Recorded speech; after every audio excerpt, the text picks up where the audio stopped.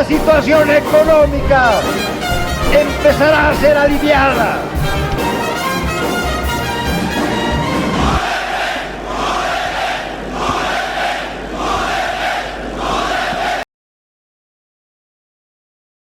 Bienvenidos a un nuevo documental del Diario de la H. Les saluda Humberto Ferrer Quinteros. Esta vez ahondaré sobre la vida de uno de los personajes más enigmáticos, más curiosos, relevantes, pero por sobre todo más malinterpretados de la historia nacional. La vida de don Hernán Siles Zuazo. Siles, en diversos momentos históricos, jugó roles protagónicos entre la revolución y la democracia, entre la dictadura y la resistencia. Sin duda alguna, Hernán Siles Zuazo no solo jugó un rol relevante, sino protagónico en la segunda mitad del siglo XX boliviano. Con sus aciertos, con sus errores, don Hernán Siles Zuazo dejó una huella imborrable en la historia nacional. Hernán Siles Zuazo ocuparía no solo una, sino dos veces la presidencia de la República. Una primera presidencia muy poco conocida y muy poco comprendida, y una segunda presidencia categóricamente conocida y tristemente caótica. Sin duda alguna, Hernán Siles Zuazo fue un hombre que tuvo que afrontar momentos de inclemente caos político a fin de intentar remar las turbulentas aguas de la política nacional. Cargando con un apellido sumamente pesado, sin duda alguna fue el Siles más relevante de la historia nacional, siendo protagonista de dos eventos sumamente importantes, si no es que los más importantes, de la segunda mitad del siglo XX boliviano, la Revolución Nacional y la instauración de la democracia. En esta primera parte narraré su vida desde su nacimiento hasta la Revolución Nacional. Sin más dilaciones, aquí está el documental de la vida de don Hernán Siles Zuazo. Para relatar la historia de Hernán Siles Zuazo no podemos eludir la historia de su padre, Hernando Siles Reyes, presidente de Bolivia entre 1926 y 1930. Nos remontaremos al año 1911, agosto de 1911, cuando un joven abogado chuquisaqueño llamado Hernando Siles Reyes decide trasladarse de Sucre a La Paz, sellando de esta manera el destino no solo suyo, sino el de su familia, la política, y no cualquier política, sino la presidencia de la República. Poco creería aquel abogado chuquisaqueño si en aquel momento se le advertía que 3 de los miembros de su familia, entre ellos él, ocuparían la presidencia de la República. Siles Reyes se dirigía a la sede de gobierno a fin de ocupar un cargo público en el gobierno de Leodoro Villazón. Sin embargo, Hernando Siles no sería el primero de los Siles en tener carrera política.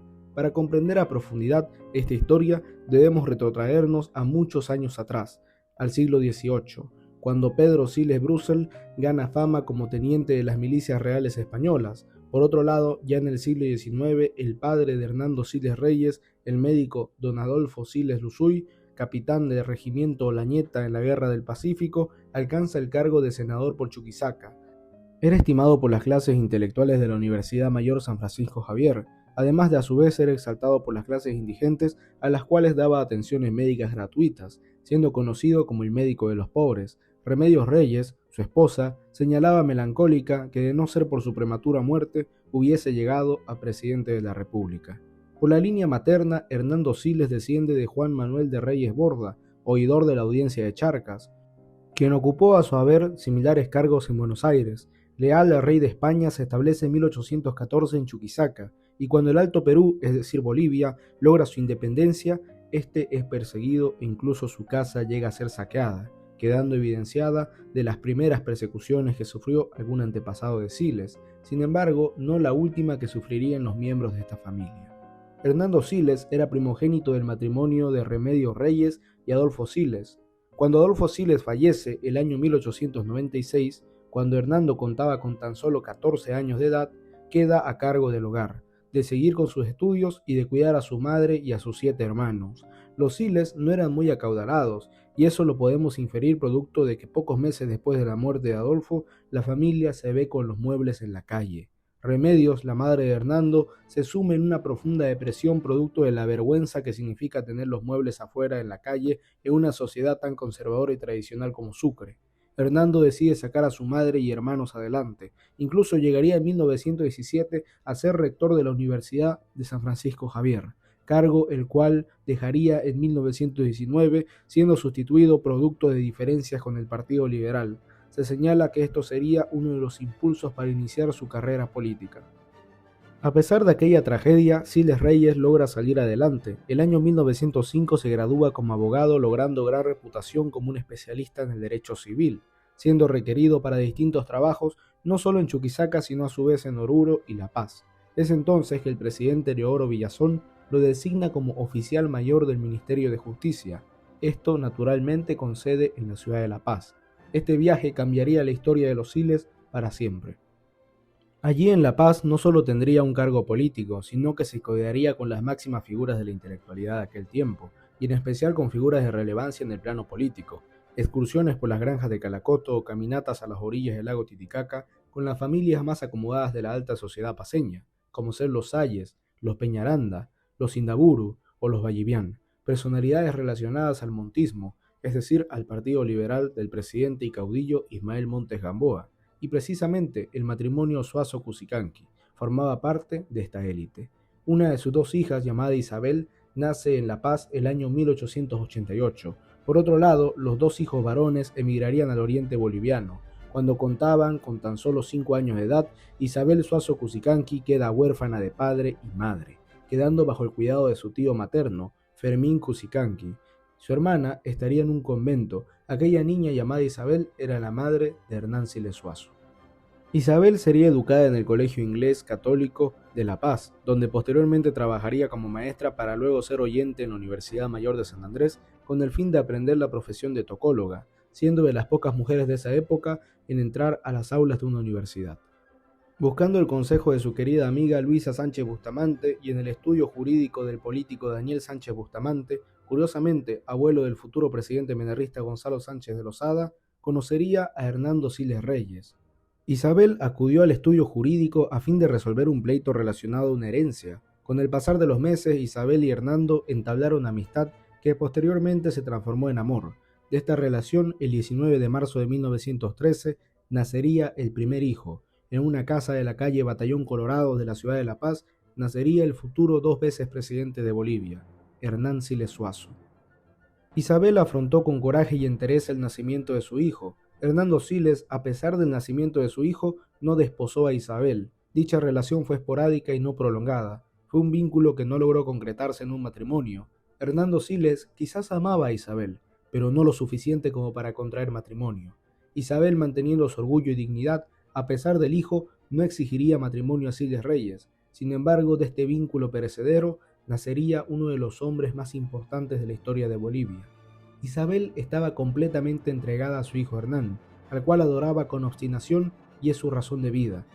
Realizó el oficio de tocóloga, con el cual logró subsistir junto a Hernán, de manera digna. Vivirían en 2 habitaciones alquiladas en una casona situada en la calle Vallivian, calle cercana a la Plaza Murillo. El padre, Hernando, sería afectuoso, sin embargo algo lejano en la infancia de Siles. Hernán Siles Suazo sería marcado sobre todo por la personalidad de su madre, extrovertida, generosa y resiliente frente a la adversidad. Hernán Siles, a diferencia de su padre, no estaría inclinado hacia la intelectualidad ni hacia el estudio minucioso, estaba más inclinado a la acción. Ya mayor repetiría la frase facta non verba, es decir, hechos, no palabras. Este dicho marcaría su vida política, no teniendo grandes escritos ni libros y manifiestos, pero sin embargo con grandes actuaciones durante la Revolución del 52 y la instauración de la democracia. No heredaría la intelectualidad de su padre, sin embargo aquella chispa de la política sí. Esto, aunado a la sensibilidad social provista por su madre, dio como resultado a un político como Hernán Siles Suazo. Uno de sus primeros recuerdos políticos tiene lugar el 5 de diciembre de 1917. Con tan solo 4 años, su madre percibe una irregular agitación en su barrio. Eran grupos de civiles armados que se dirigían a Plaza Murillo, mientras la Policía Nacional comienza a desplegarse para proteger el Palacio Legislativo.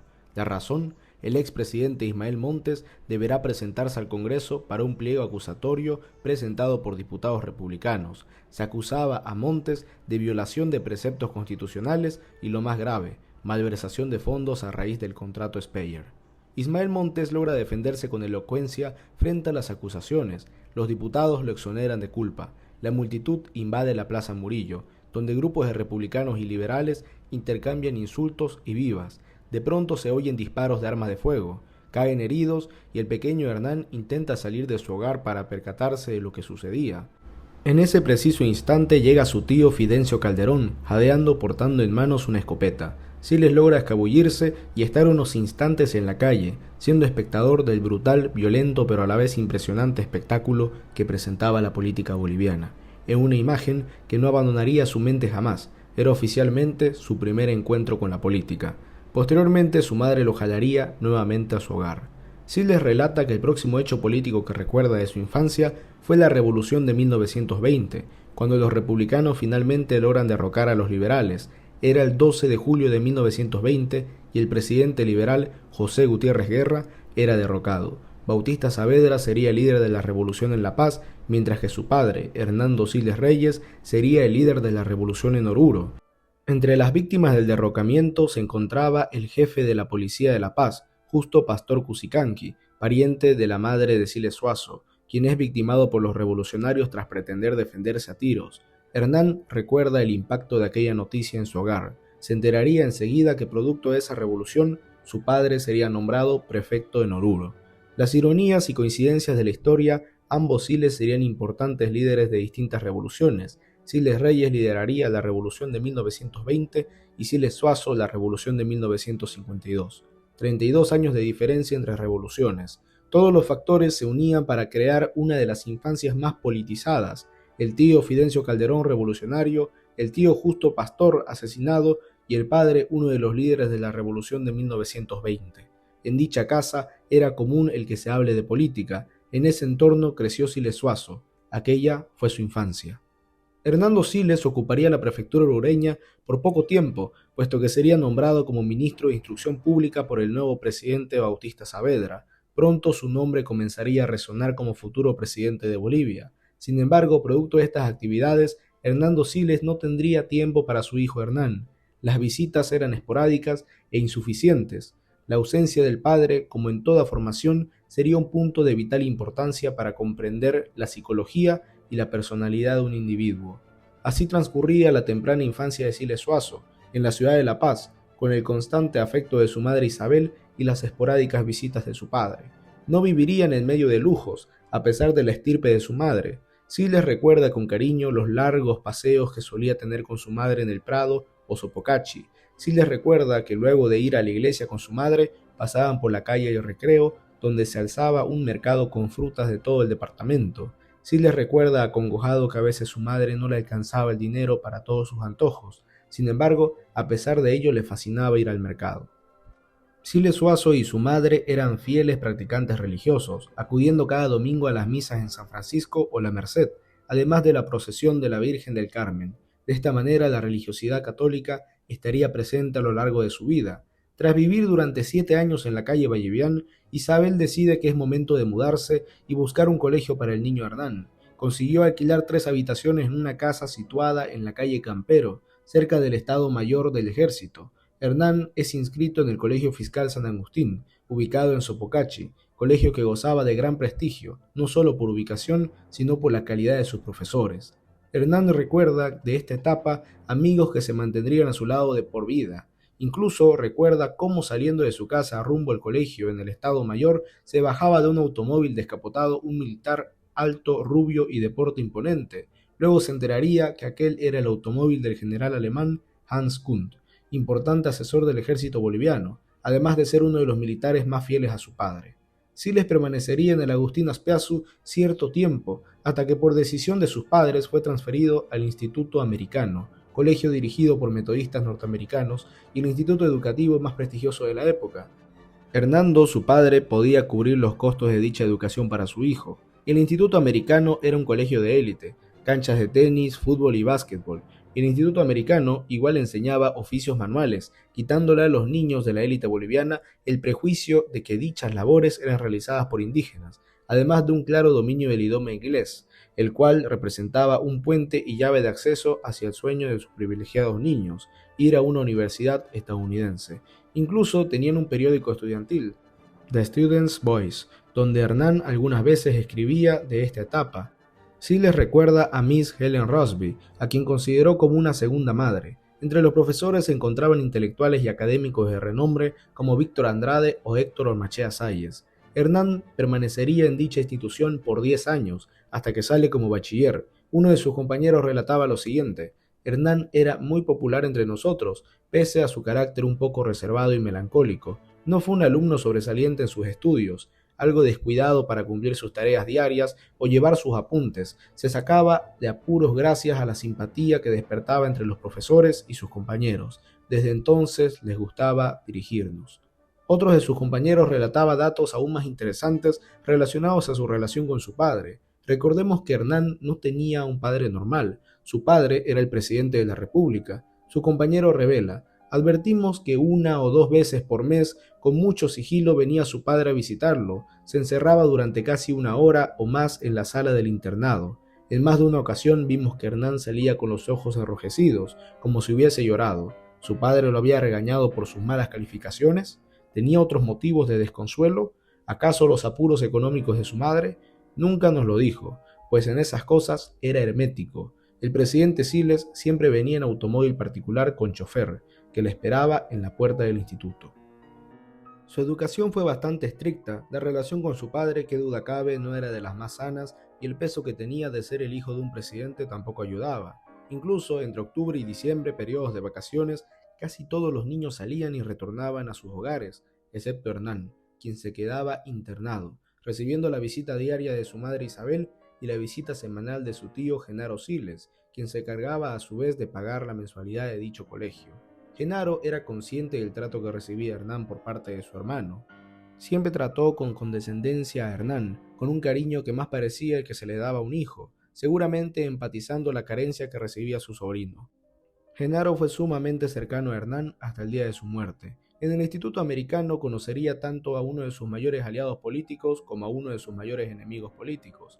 En el instituto conocería a Rafael Otazo, quien sería su fiel colaborador hasta las últimas consecuencias, incluso en la Guerra del Chaco, hasta los últimos años de Siles en la política, siendo su mano derecha y su fiel compañero dentro de todos sus trajines políticos, con ciertos episodios de distanciamiento. Por otro lado, también conocería a uno de sus mayores enemigos políticos, Juan Lechín Oquendo. Lechín y Siles eran similares, ambos no eran tan gustosos del estudio y la intelectualidad y eran chicos más inclinados a la aventura. Se hicieron amigos sin pensar que alguna vez Lechín intentaría derrocarlo, lo llamaría traidor a la patria y le haría más de 1000 huelgas y manifestaciones obreras durante su presidencia. Y esto solo hablando de la primera presidencia, sin mencionar las huelgas generales y manifestaciones que ocurrirían en la segunda. Lechín recuerda lo siguiente de Siles: Hernán era un muchacho muy sensitivo y con gran amor propio. En esos años a las personas ligadas con el gobierno se les llamaba un poco peyorativamente ovejas de Achacachi, entre ellos a Hernán. Como en aquel entonces su padre estaba ligado directamente al presidente Saavedra y al Partido Republicano, Hernán reaccionaba violentamente cuando alguien le designaba con ese calificativo.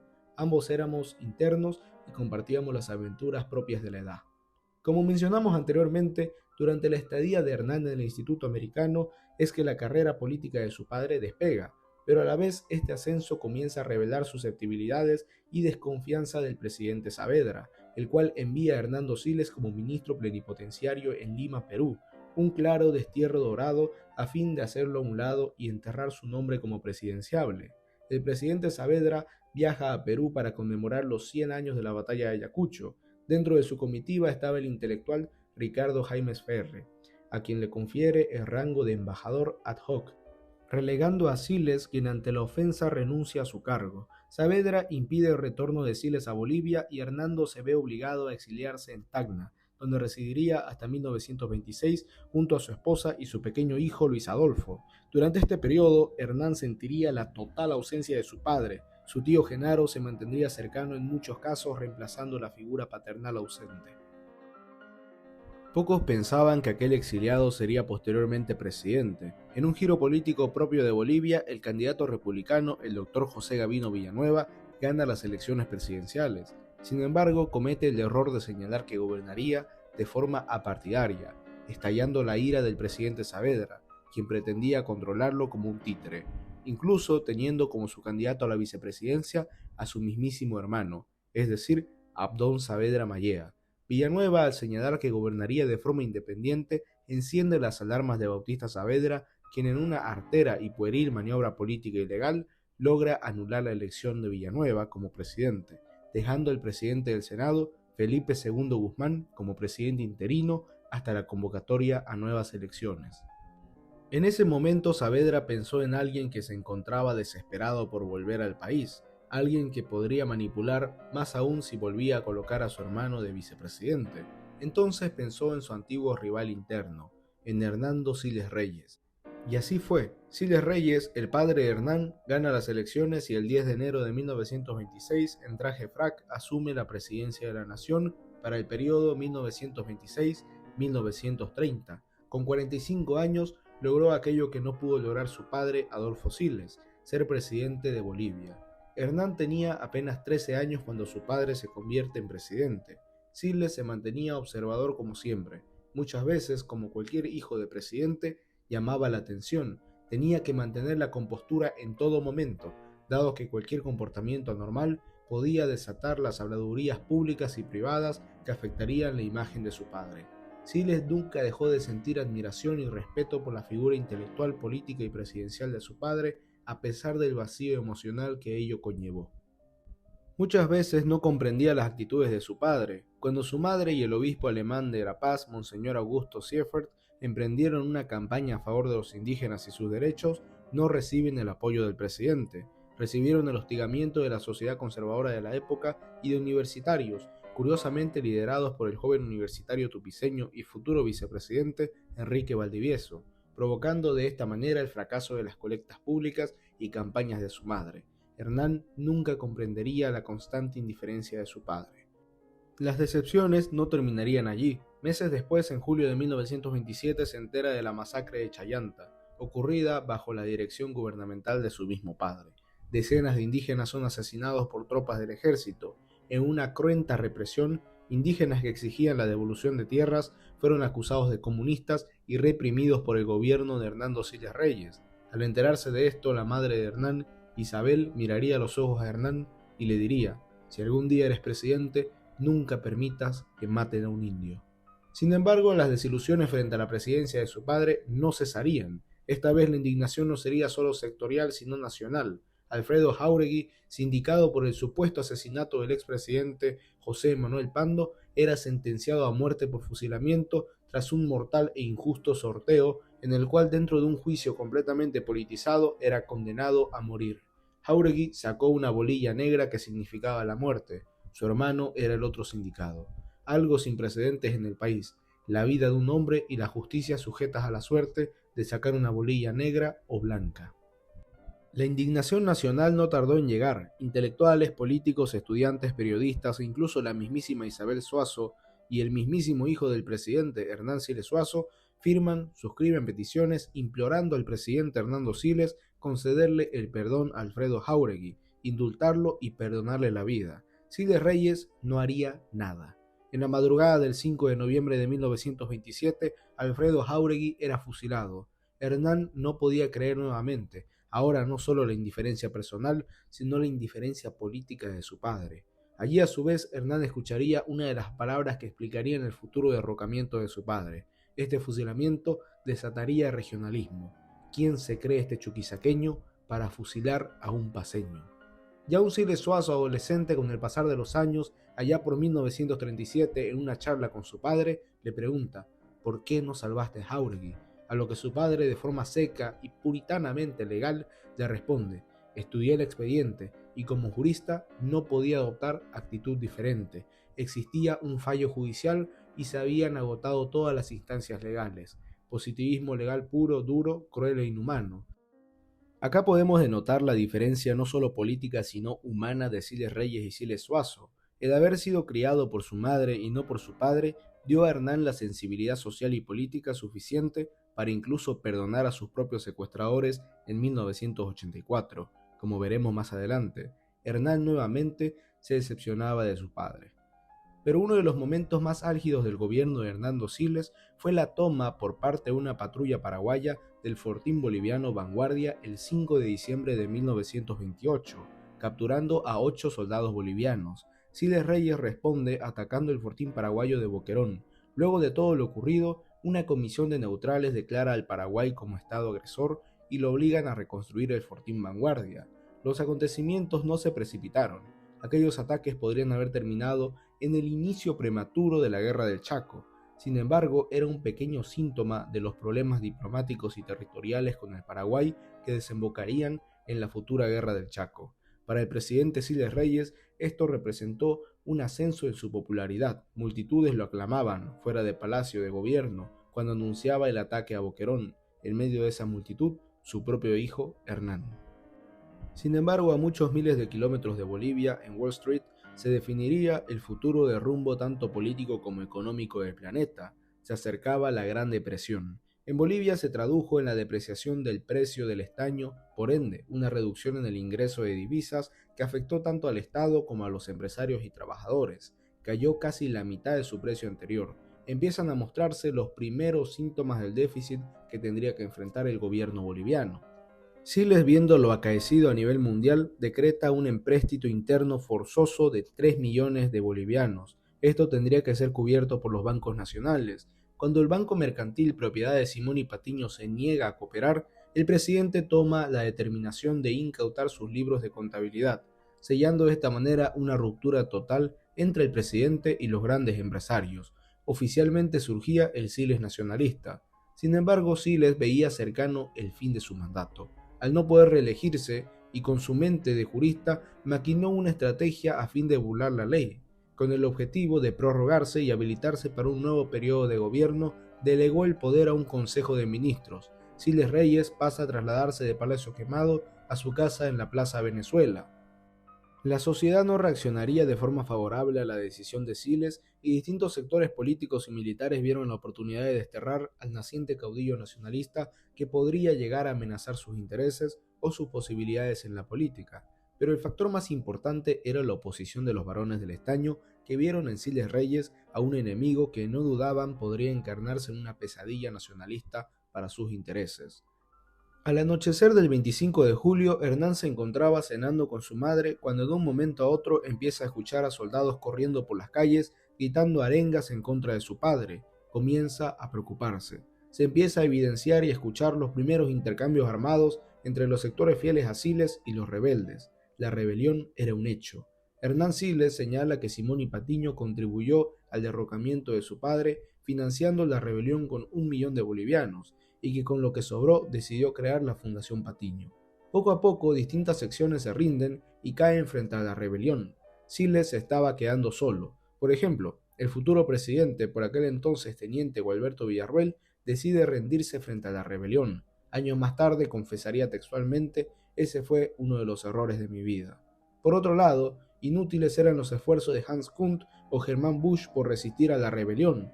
El hecho que enmudeció a la sociedad y a la familia Siles fue la muerte producto de un proyectil de la enfermera monja que al momento de la muerte cargaba en brazos a la menor de los hijos del expresidente, su hija Teresa.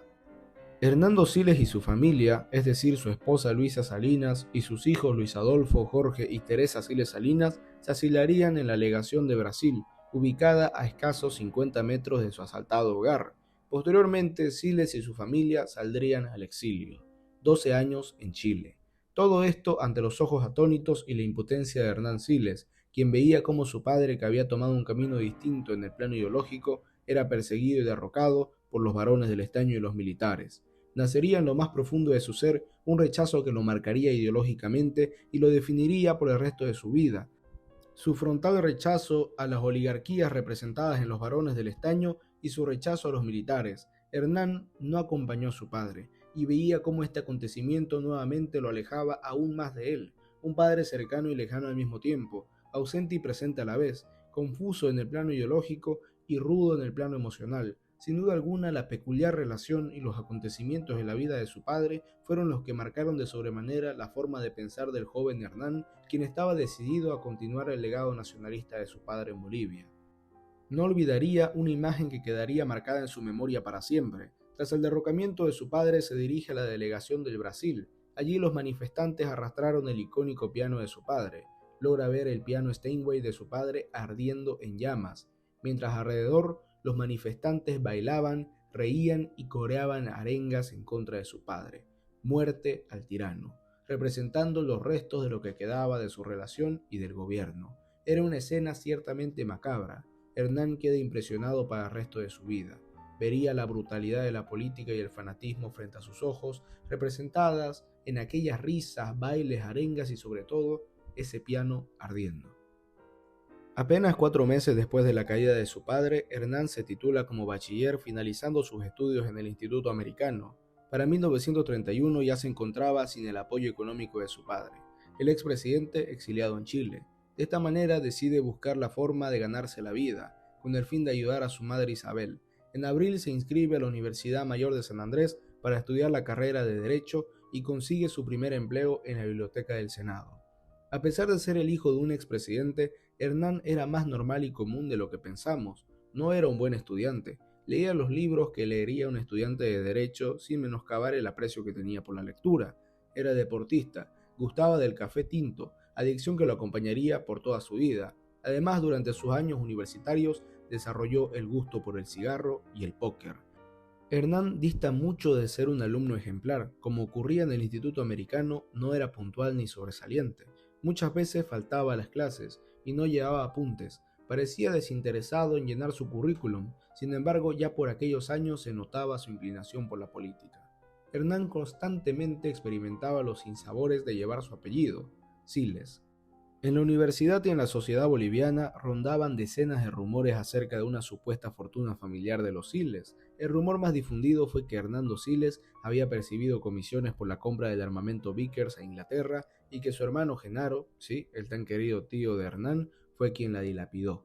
En diciembre de 1931, diputados saavedristas presentan un pliego acusatorio contra el expresidente, señalándolo de corrupto y de violar la Constitución. Hernán, indignado por todo lo que se dice de su padre y de su familia, asiste al debate parlamentario. Siles recuerda cómo fue, incluso con un garrote escondido en caso de tener que enfrentarse a uno de los difamadores de su padre.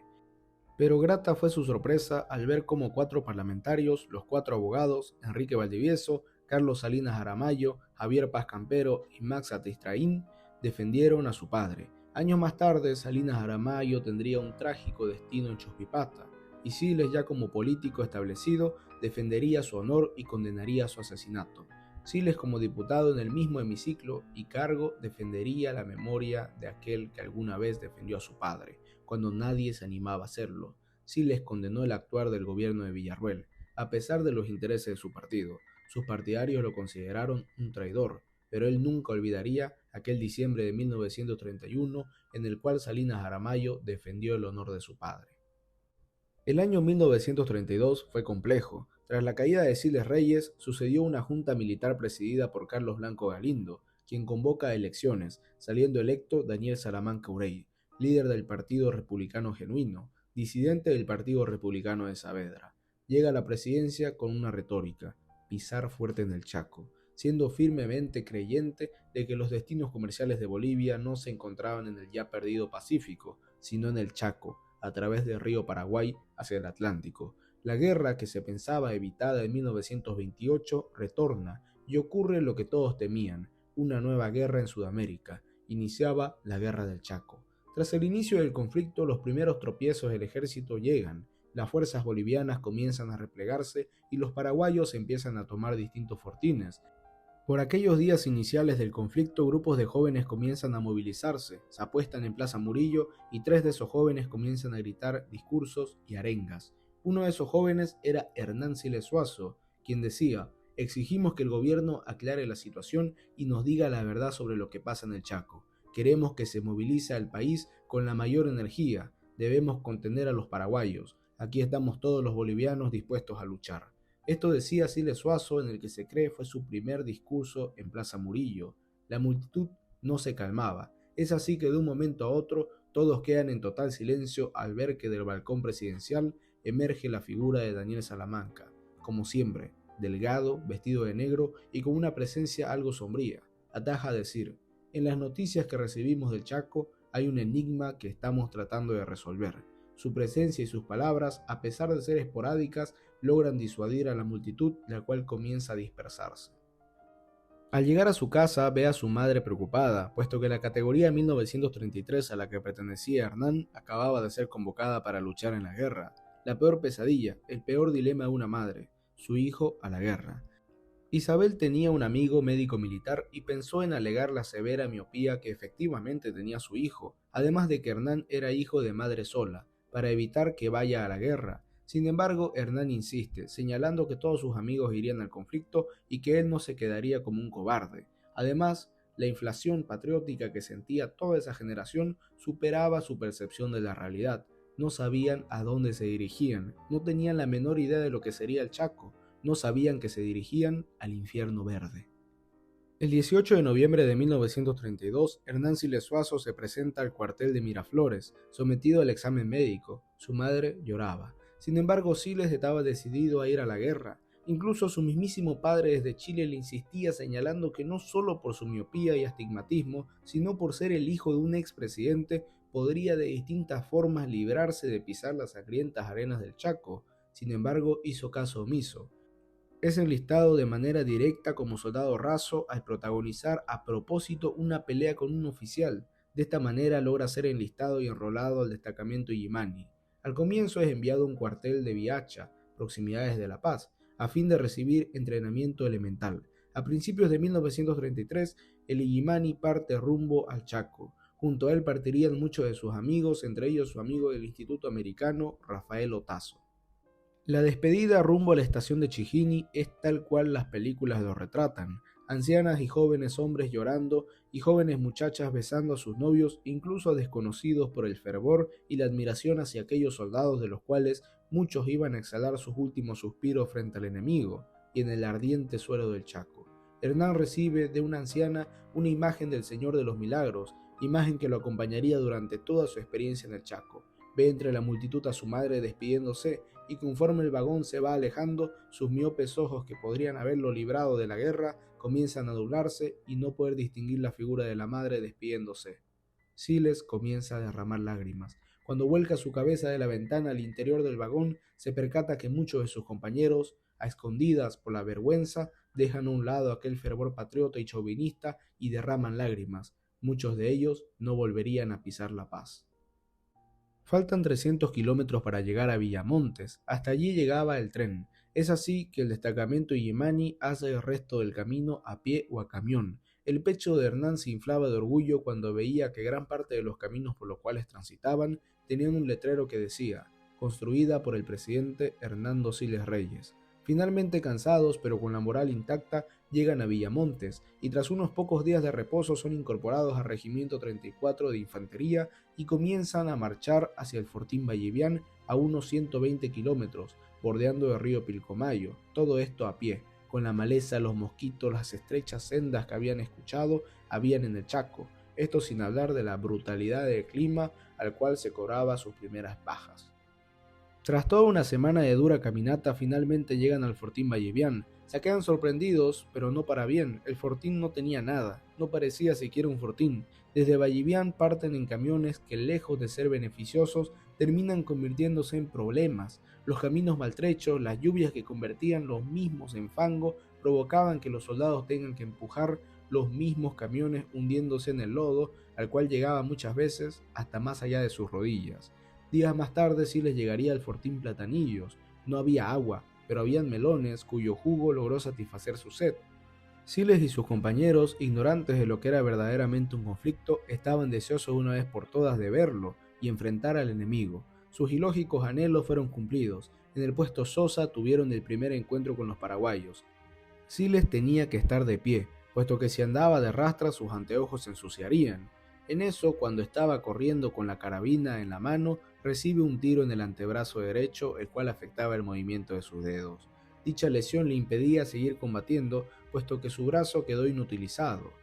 El soldado José Campos Soria le practica un torniquete para su herida, evitando que se desangre. Siles no olvidaría a ese soldado, jamás, e incluso siendo presidente al enterarse que dicho compañero se encontraba en aprietos económicos, le dio un puesto en la oficina de correos. Al poco tiempo fallecería, y Siles correría con todos los gastos del sepelio.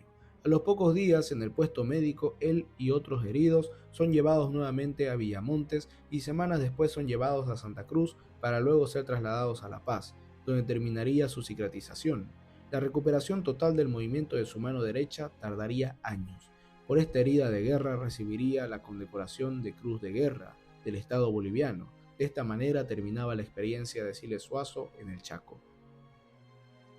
El Chaco no fue tan solo una guerra, fue un encuentro nacional e ideológico que marcó a toda aquella generación que, ya sea obligada por el enlistamiento o impulsada por su sentimiento chauvinista, se precipitó a las arenas del Chaco, donde muchos perecieron y perdieron la vida a manos enemigas o a manos de la sed y el hambre.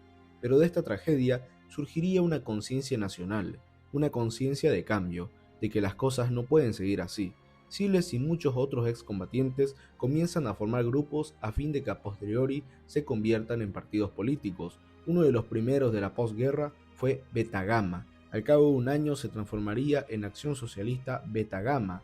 Al año el grupo se disuelve. Sin embargo, la semilla política ya fue plantada. Miembros de Beta Gama fundarían otros partidos: Siles, Manuel Barrau y Mario Díez de Medina, el MNR; Raúl Espejo Zapata, Estrella de Hierro; Carlos Puente, Falange Socialista Boliviana. Curiosamente, todos ellos, a pesar de algunas diferencias en ciertos tópicos, seguían un horizonte intelectual e ideológico común: el nacionalismo. Se formaba lo que sería a posteriori el nacionalismo revolucionario.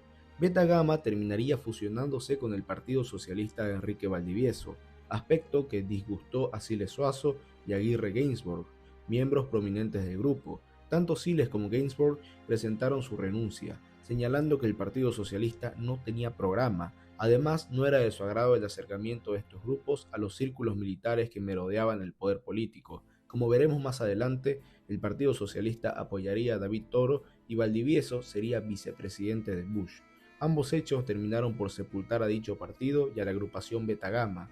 Siles tenía razón al oponerse a esta unión con los militares, que le costaría muy caro a dicho grupo. Muchos miembros de aquella primitiva Beta Gama, impulsados por sus vínculos amicales superiores a sus diferencias partidarias, decidieron crear una fraternidad sin color político, la conocida como Tau. Entre sus filas, personajes como Julio Truyenque, Alfonso Jáuregui, Jorge Plaza, Raúl Espejo, Siles Suazo, Fernando Iturralde Chinel, Mario Díez de Medina, Ernesto Ruiz, Julio Suazo y Juan Luis Gutiérrez. Tan solo, echándole un vistazo a los apellidos, podemos percatarnos del extracto social del cual emanaba este grupo: personajes de clases privilegiadas de la ciudad de La Paz. Debido a esto, en numerosas ocasiones se signó a Tau como una logia que definía los destinos de Bolivia. Siles pertenecería a esta fraternidad hasta el último día de su vida. Según cofrades, a él irónicamente le gustaba repetir: "Yo soy un cholo movimentista".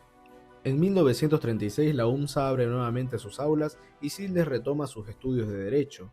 Lo cierto es que Siles no veía a la universidad como meramente un centro de estudios, sino como una especie de incubadora política en la cual poder moverse y lograr contactos y experiencias a fin de consolidar aquel sueño.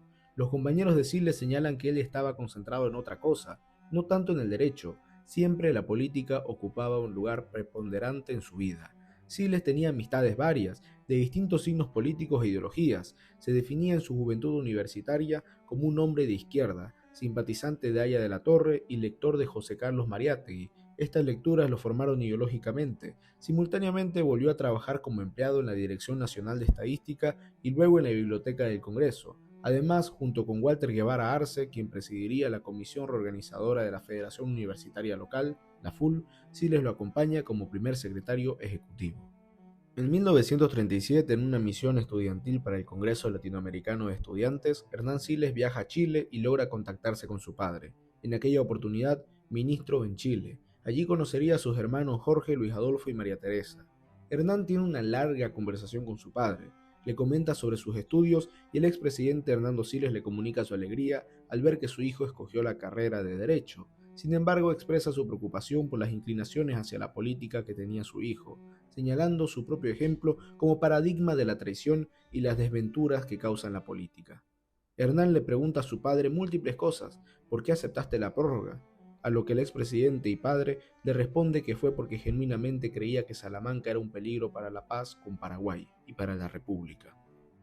Siles luego de ese viaje no volvería a ver a su padre. El expresidente Siles mantuvo el cargo de ministro en Chile hasta el año 1941, año en el cual fue designado con el mismo cargo pero en Perú. Sin embargo, el 23 de noviembre de 1942, a bordo de un avión de pasajeros que volaba de Arequipa a Lima, fallece el expresidente Hernando Siles Reyes. Hernán queda profundamente afectado por la muerte de aquel padre lejano y legendario, al cual cuestionó, pero sobre todo admiró. defendería su memoria siempre y su legado nacionalista también. Continuando con la biografía, se relatará un plano mucho más personal y sentimental de Siles Suazo. En el Instituto Americano, Siles tenía diversas amigas, pero una en especial, María Teresa Ormachea. Descendiente de una acomodada familia terrateniente de La Paz, quizás ninguno de sus padres repararía en que su hija se casaría con Hernán Siles, un hombre sin mayor fortuna, y que además impulsaría la reforma agraria. Se casaría en una iglesia de los Padres Carmelitas de La Paz el 5 de diciembre de 1938. Tuvieron 3 hijas y un hijo que falleció prematuramente. La esposa e hijas de Siles vivieron innumerables persecuciones, exilios y adversidades. María Teresa fue la que crió a las hijas. Siles estaba sumamente ocupado en la política, sin darse cuenta que estaba repitiendo el patrón signado por su padre. María Teresa fue una esposa ejemplar y leal. Estuvo al lado de Hernán en las buenas y en las malas. Durante la presidencia de Siles, ellos vivían en una modesta casa en la calle 15 de Caracoto, propiedad de Enrique Calvin, por la que pagaban un alquiler de $250 mensuales, puesto que María Teresa detestaba el Palacio Quemado. Antes de recibirse de abogado, Hernán trabajó en el diario Inti junto con Carlos Montenegro. En el primer número del matutino figuraba el nombre de 16 periodistas, entre ellos Siles Suazo, Paz, Guevara Arce, Barrau, entre otros, además del dueño Fernando Loaiza Beltrán. Cuando éste termina ocupando el cargo de diputado, Hernán es elevado al cargo de director.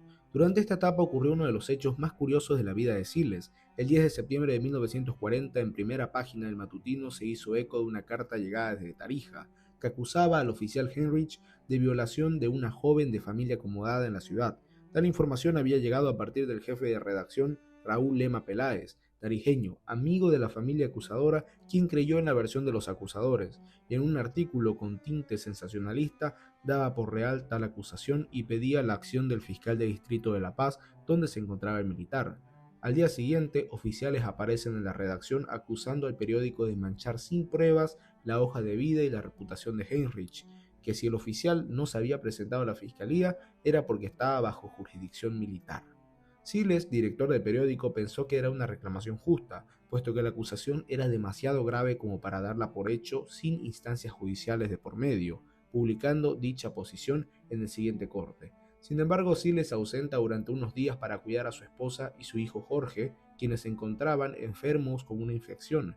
En dicha ausencia, el periódico vuelve a publicar otra nota acusando a Heinrich en términos aún más amarillistas.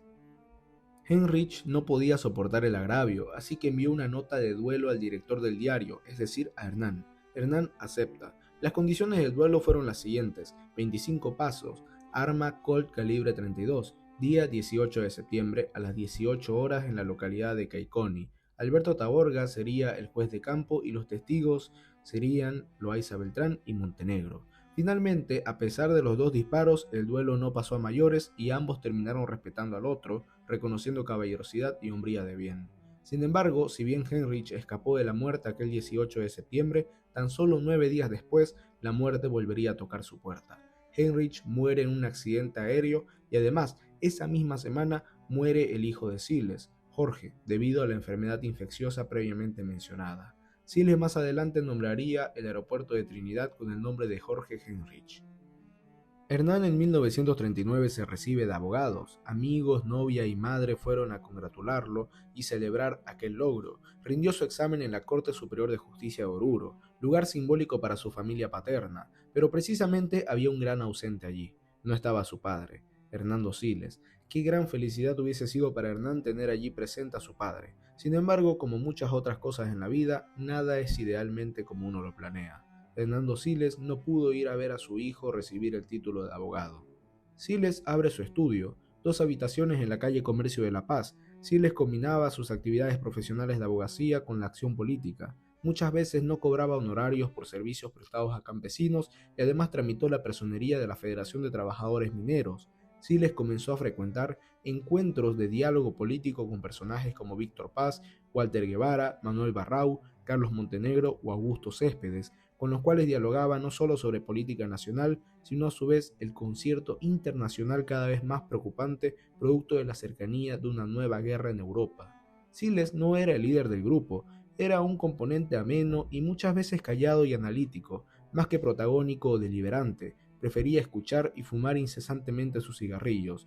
era valorado por ello, no generaba discordia ni buscaba en ánimos protagónicos el imponerse a los demás. Aquella sencillez lo hizo apreciado por muchos de sus compañeros.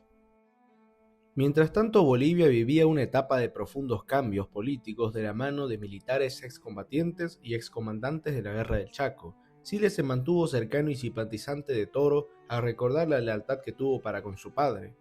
Luego llega Bush con sus reformas sociales que a su vez son apoyadas por estos jóvenes nacionalistas, entre ellos Hernán Siles. Sin embargo, en el momento en que Bush disuelve la convención que lo había legitimado legalmente y se declara dictador, es cuando Siles y otros jóvenes se rebelan contra el gobierno e iniciaron una marcha que termina en represión abruptamente en la Plaza Venezuela, donde Hernán es golpeado en el rostro, quebrando sus lentes en su cara y es detenido por instantes. Finalmente, sus compañeros, en incesantes forcejeos y golpes, logran arrebatarlo de las manos de los policías.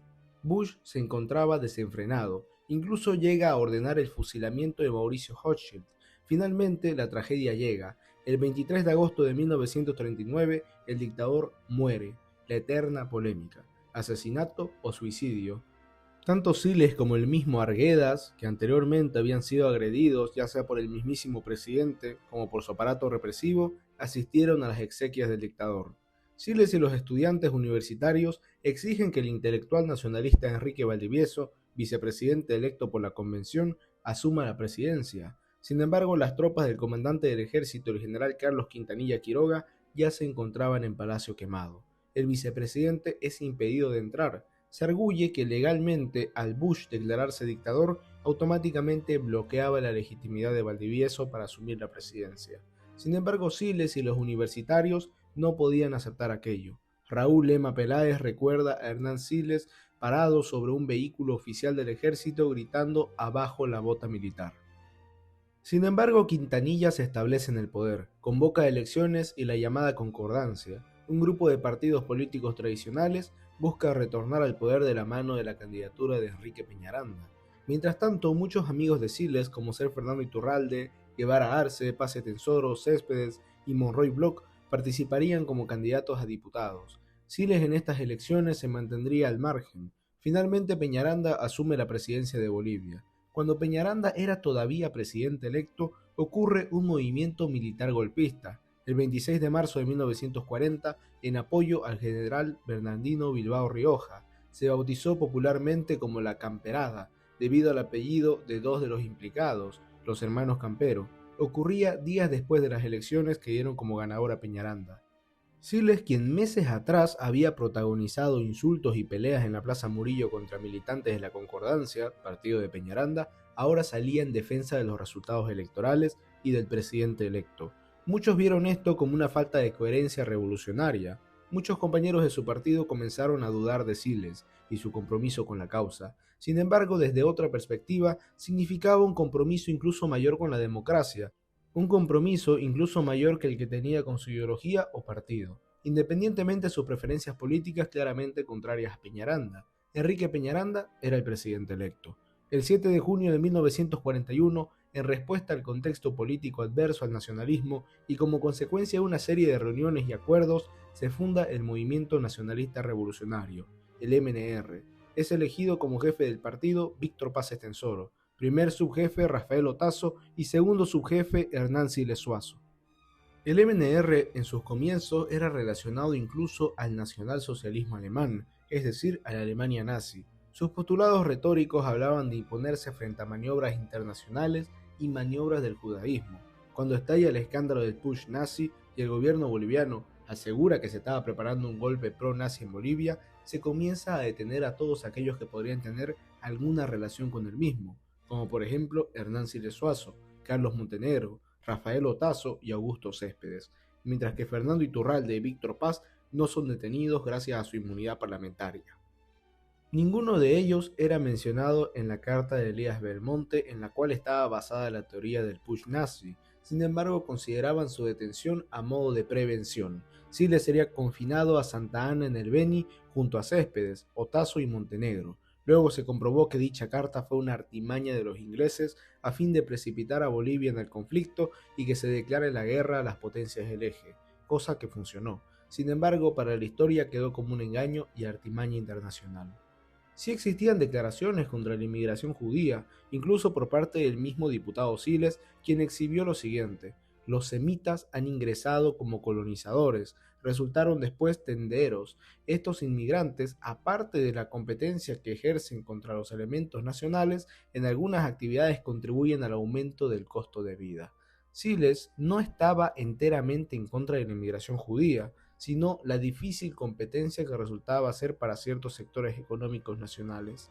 Siles aclaraba siempre no ser un fascista ni un racista, simplemente un crítico al respecto. Los judíos y su inmigración fue impulsada por el presidente Bush en su tiempo a fin de que se dediquen a la agricultura. Sin embargo, poco a poco se fueron trasladando a las ciudades a introducirse al mercado laboral citadino. Es el proletariado el que más sufre y brega como consecuencia de la competencia semita, declara Siles. Finalmente, en 1942, Bolivia prescribe en su estatuto de inmigración y cierra las puertas a la llegada de negros, mongólicos y semitas. Tras retornar de su confinamiento de 3 meses en Santa Ana, en mayo de 1942, a sus 29 años de edad, Hernán Siles es electo diputado por La Paz. Siles y su bancada constantemente interpelarían al gobierno y lo acusarían de ser servil a los intereses de los varones del estaño y de conducta antinacional. Sin embargo, para derrocar al gobierno del presidente Peñaranda no bastaba con discursos y proselitismo explosivo, se necesitaba algo de fuerza militar. Ahí entra un grupo de exoficiales de la Guerra del Chaco conocidos como los Radepas, miembros de la logia Razón de Patria, los cuales tenían claras influencias ideológicas de los totalitarismos fascistas, admiradores de Mussolini y Perón. Naturalmente, el MNR no tardaría en contactarse con ellos. El 20 de diciembre de 1943 estalla el golpe militar. Siles componía un comando civil, el cual toma a Rayo Gimani, lanzando un claro comunicado: el gobierno oligárquico al servicio de la rosca ha sido derrocado. Ahora nuevas fuerzas civiles y militares darán un nuevo rumbo al país. Iniciaba un nuevo gobierno, el gobierno de un Radepa, del mayor Gualberto Villarroel. El segundo capítulo del libro de Luis Santezana Argueta comienza de una forma particular y con una frase bastante dura: Hernán Siles Zuazo nunca fue revolucionario, señalando que Siles en realidad se oponía a dicha unión, Radepa-MNR. De acuerdo al testimonio de Tero Ormachea, Siles recién se entera del golpe el mismo día que ocurrió, puesto que distintos sectores del MNR ocultaban la alianza golpista que estaban realizando con los Radepa, especialmente a personas como Hernán Siles y Rafael Otazo, que se caracterizaban por el antimilitarismo. El golpe de Estado apresó a muchos elementos civiles. Las autoridades civiles y militares que podrían haber dado resistencia habían sido apresadas. Tere Ormachea señala que Siles, al enterarse de los abusos, llamó enfurecido a Paz Etensoro y presentándole su renuncia al MNR. Paz le pide serenidad y le ofrece un cargo en el gabinete. Siles rechaza, sin embargo abre la puerta a dialogar su permanencia en el partido. Siles no niega haber participado en el golpe, sin embargo siempre tomó una posición mediadora. Él fue quien evitó el saqueo y asalto del periódico La Razón. Además asiló a su director Guillermo Gutiérrez Bea Murguía. Tanto el periódico como el director eran considerados por el MNR como instrumentos de la rosca minera. Además, su labor conciliadora no se quedaría allí, incluso sería él quien visitaría al encarcelado presidente Peñaranda para pedirle que redacte su renuncia. Finalmente, Siles permanece en el partido, sin embargo, alejado de compromisos o cargos públicos relevantes. Quizás su olfato político lograba hacerle ver en lo que derivaría el régimen de Villarroel. Era un matrimonio político e ideológico algo complicado. Villarroel les entregaba 3 ministerios: Víctor Paz, ministro de Hacienda; Carlos Montenegro, ministro de Agricultura; y Augusto Céspedes, ministro secretario general de la Junta Militar de Gobierno. Estados Unidos no tardaría en sospechar de aquellos jóvenes, señalando que tenían filiación nazi. El ex secretario de Estado y premio Nobel, Cordell Hull, escribía en sus memorias: teníamos cuantiosas evidencias de que la revolución boliviana había sido financiada con dinero alemán y agentes nazis que actuaron desde Argentina. De esta manera, Estados Unidos decide no reconocer al gobierno de Gualberto Villarroel. Señalaron que no reconocerían al gobierno mientras estos 3 MNRistas estén en el gabinete. Finalmente se retiró al MNR del gobierno. Estados Unidos desconfiaba en demasía del gobierno de Villarroel, puesto que veían en aquella logia militar un grupo fascista. en Villarroel a un Mussolini de los Andes y el nuevo gobierno boliviano como un títere del gobierno de Buenos Aires, el cual fue el primero que apresuradamente reconoció al gobierno emanado del golpe. Siles siempre se mantuvo alejado de un cargo público a fin de no comprometerse demasiado con el gobierno dirigido por militares. No olvidaba la actitud traicionera de Villarroel durante el derrocamiento de su padre, y una suerte de trauma personal acompañaba aquella desconfianza a los militares que alguna vez fueron los que exiliaron a su padre. El piano en llamas seguía presente en su memoria cada vez que un militar se acercaba al poder. Sin embargo, las actividades políticas no acabarían. Siles toma nuevamente contacto con uno de sus amigos del Instituto Americano, Juan Lechín Oquendo, el cual es introducido en la política por él. Siles y Lechín daban aquel factor popular el cual hacía que distintos sectores campesinos, mineros, sindicales logren aprestarse a escucharlos e incluso apoyarlos. Aquel verbo sencillo, aquel verbo no rebuscado e intelectual acercaba a estos sectores a afiliarse al MNR, no tanto como partido o ideología, sino por la cercanía que demostraban políticos como Siles y Lechín. Si el MNR no tuvo el mismo destino del PIR y sus intelectuales, fue gracias a políticos como Hernán Siles y Juan Lechín, que no buscaban complejizar la retórica o alargar el discurso más de lo necesario a fin de impresionar a un selecto grupo de intelectuales que de igual manera votarían por partidos tradicionales, y no por ello, sino que buscaron un lenguaje y una forma de hacer política más cercana y menos compleja, facta non verba. Si Carlos Montenegro o Víctor Paz se quedaban meditabundos en sus ensimismaciones intelectuales, hubiesen tenido el mismo destino de José Antonio Arce y el PIR. Sobre Siles y Lechín y su relación se hablará más adelante, pero qué duda cabe, Siles se arrepentiría de meter a Lechín en la política. Pero uno de los temas de mayor obsesión para Siles fue el tema campesino. En su despacho recibía constantemente la visita de campesinos en busca de solución de litigios judiciales, a los cuales recibía y aprovechaba para hablar de la reforma agraria, reforma de tierras, eliminación de pongueaje, eliminación del latifundio, educación y derechos políticos para ellos. Incluso Siles Suazo representa al MNR en el Congreso Nacional Indígena del 10 de mayo de 1945. En aquel congreso, Siles enunciaría discursos como la tierra es de quien la trabaja. Esto es algo interesante si tenemos luego en cuenta el historial electoral de Siles, en el cual el campo era un factor fundamental de sus victorias. Además, Hernán es electo como constituyente en la Asamblea de 1944, en la cual, entre otras cosas, se constitucionaliza la presidencia de Villarroel. Los asambleístas MNRistas decidieron apoyar abiertamente al presidente para que Villarroel gobierne para el periodo 1944-1948.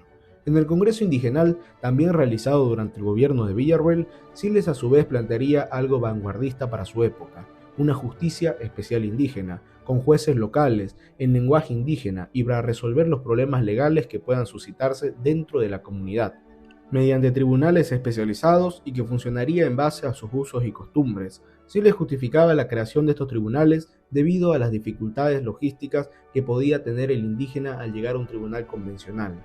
Finalmente el proyecto quedó en el vacío y no sería nuevamente tratado en dicho congreso. Por aquellos años de asambleísta, Hernán Siles Suazo junto con Augusto Guzmán presentaron un proyecto de ley que proponía el derecho al voto para las mujeres, es decir, igualdad de derechos políticos entre los distintos sexos. Esto, aunado a la medida gubernamental de Villarroel de extender el carnet de identidad a las mujeres, eran grandes avances referentes a la ciudadanía de las mujeres. El voto se otorgaría a su vez dentro del sistema del voto cualificado, sabiendo leer y escribir. La propuesta de Siles fue rechazada por todos los parlamentarios conservadores e incluso por miembros de la bancada del MNR. Se extendieron los requisitos del voto femenino, no solo saber leer y escribir, sino también haber terminado la primaria, siendo aún más restrictivo. Y las mujeres no podrían votar en elecciones presidenciales, sino meramente en las elecciones municipales. Finalmente se aprobó dicho proyecto, representando un avance para los derechos de las mujeres. Dicha reforma se aplicó para las elecciones de 1949, en las cuales aparecieron las primeras mujeres sufragantes y las primeras mujeres candidatas. Llegado el momento de la votación congresal, la propuesta de Siles y Guzmán de otorgarle derecho al voto y elegibilidad a las mujeres tiene 58 votos a favor y 16 en contra. Todo marchaba relativamente normal con el gobierno de Villarroel. Incluso se hablaba de la convocatoria de elecciones presidenciales. Siles mantenía su distancia, pero hasta cierto punto afinidad ideológica. Sin embargo, comienza la violencia. Muchos sectores y grupos, creyéndose amparados por el manto de la impunidad nacionalista, daban rienda suelta a arrebatos de violencia. Primero se apresó a distintos exministros y colaboradores del expresidente Peñaranda. Muchos emenerristas asistían al panóptico con regocijo y alegría, espectadores de la desgracia ajena. Posteriormente, el atentado contra el jefe del PIR, el profesor José Antonio Arce, quien fue disparado por un policía afuera de su domicilio. Arce logró salvar la vida teniendo que ser tratado médicamente en los Estados Unidos.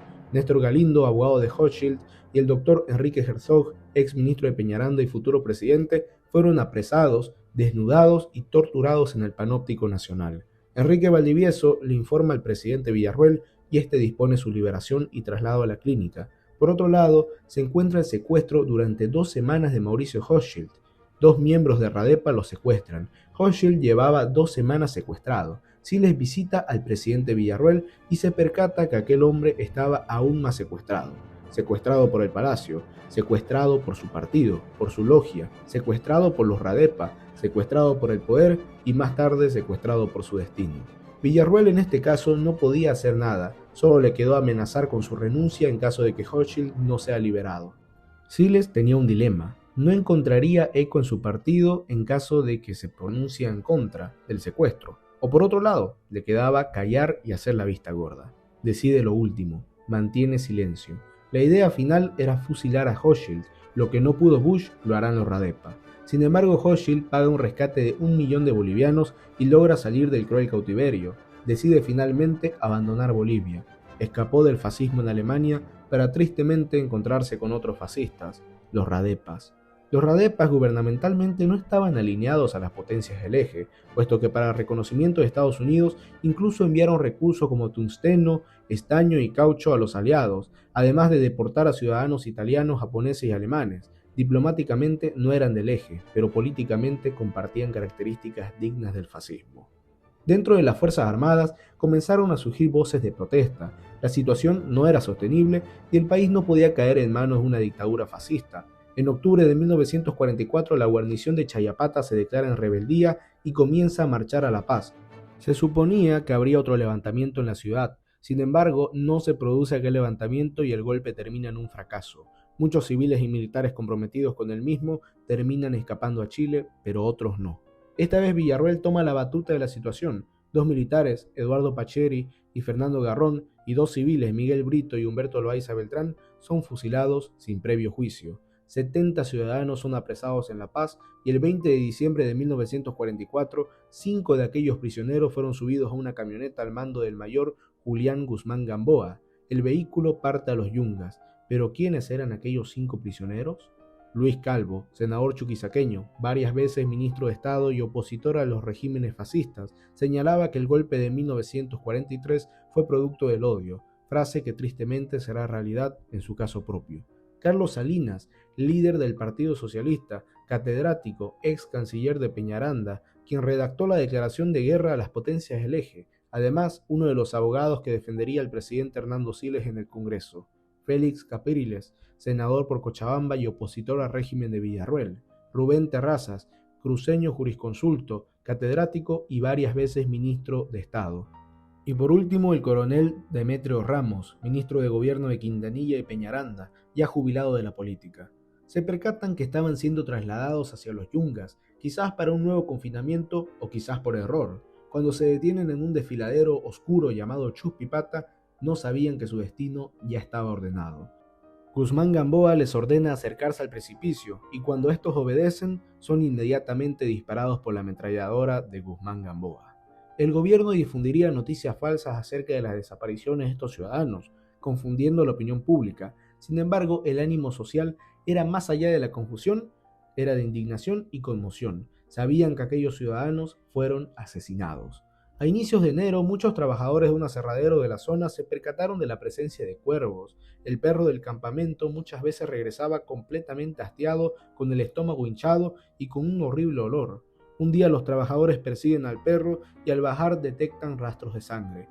Más allá, un cadáver con un abrigo azul y las manos ligadas detrás de la espalda, la cara carcomida, y el resto de cuerpos se encontraron unos más corroídos y destruidos que otros. La tragedia sacudió al país entero. Muchas voces se alzaron, otras callaron. Muchos políticos por el miedo, como ser el caso de Franz Tamayo, o el colaboracionismo retórico e ideológico, como fue el caso del MNR. el cual no condenó los fusilamientos. Tamayo, una de las voces más escuchadas y fuertes de la intelectualidad y la política, guardó silencio, el silencio más ruidoso de la historia del país. El intelectual que escribió La Pedagogía Nacional, La Prometeida, el llamado Hechicero del Ande y presidente de la Cámara de Diputados, no dijo nada. El MNR no solo no pronunció como partido condena alguna, sino que muchos de sus miembros incluso estaban de acuerdo con la matanza. El primer cadáver encontrado, el que tenía el traje azul y la cara desfiguradamente carcomida, en el bolsillo de su traje llevaba un pañuelo con dos iniciales, LC, claramente Luis Calvo. Allí había un cuerpo partido en dos, habían otros dos colgados en árboles devorados por los cuervos. Entre esos cuerpos, el de Carlos Salinas, el hombre que defendió a su padre, defendió a recién derrocado Hernando Siles Reyes cuando nadie quería hacerlo. Hernán Siles queda impactado y horrorizado frente a la brutalidad y la sanguinaria acción del régimen.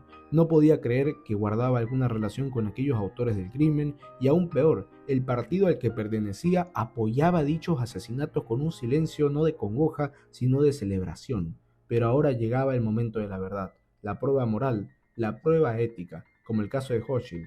¿Siles se quedaría callado o alzaría su voz de protesta?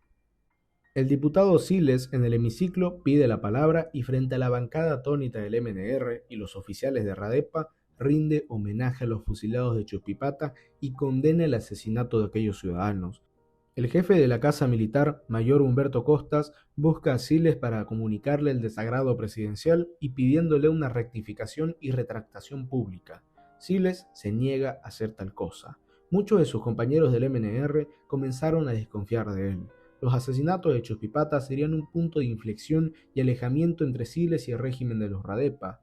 Los fantasmas de Chuspipata acosarían a Villarroel hasta el último momento y serían una de las banderas alzadas a fin de derrocar su régimen.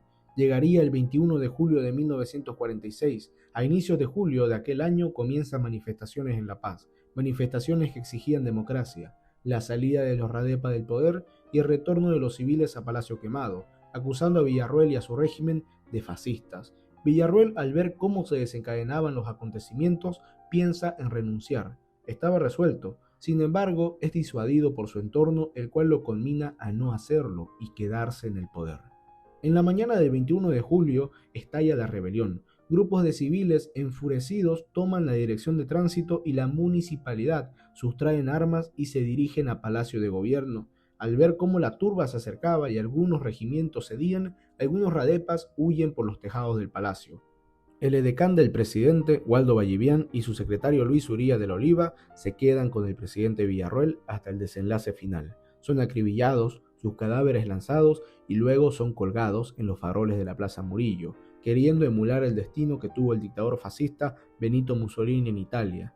Brutal y trágico destino tendría aquel presidente, cuyas decisiones repercuten hasta el día de hoy en el ideario político boliviano, el presidente colgado, el presidente de los trabajadores, el presidente de los fusilamientos de Chuspipata, el presidente Gualberto Villarroel, había sido asesinado.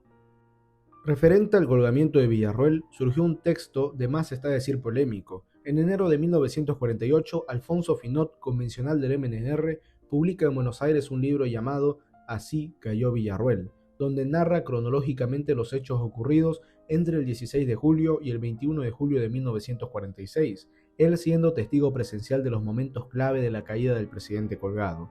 La conclusión más fuerte: Paz traicionó a Villarroel.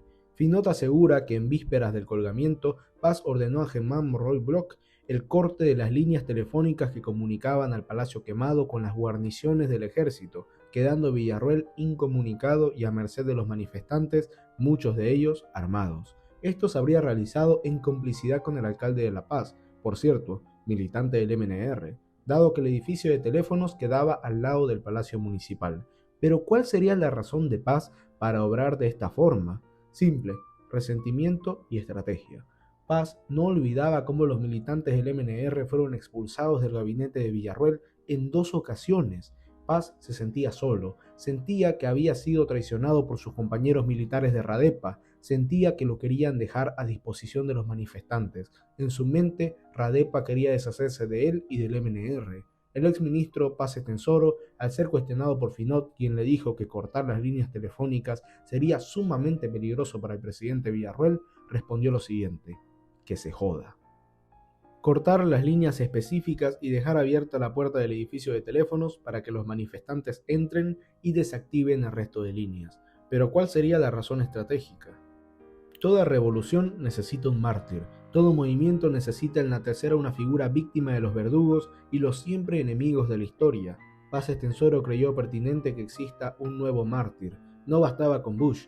Villarroel, con una muerte mucho más brutal, arrinconado a manos de manifestantes armados que brutalmente acabarían con su vida, era una imagen mucho más impactante. Villarroel sería la imagen del partido, la víctima de la historia, necesaria para encarar a un pueblo, el hombre cuya soga en el cuello determinó el destino de una nación que veía expectante cómo el presidente era colgado en la Plaza Murillo.